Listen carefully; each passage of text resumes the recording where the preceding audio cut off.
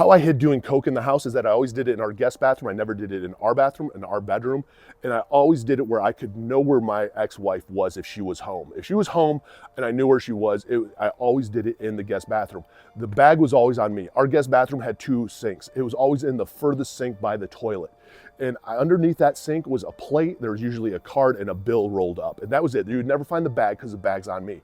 And I constantly, every 15, 20 minutes, man, that night I had fucking IBS, dude. I have to go to the bathroom. And I was always announcing that I was going to the bathroom, which is a little bit weird, but that's how we are as an addict, because you're super fucking paranoid and you think people know.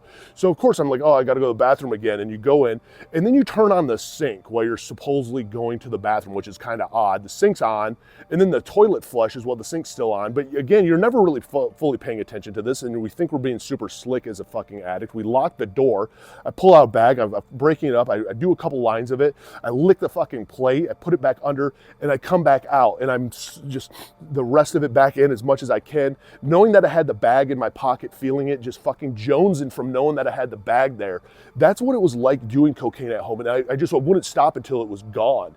And I was constantly going to the bathroom.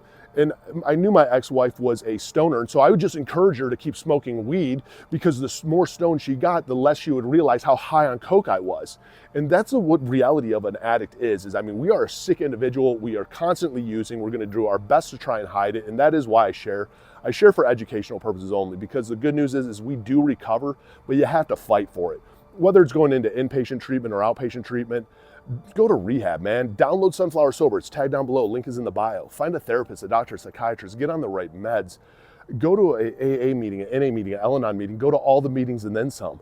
But don't give up. For the one fighting through every single day, don't give up. It does get better and you're worth it.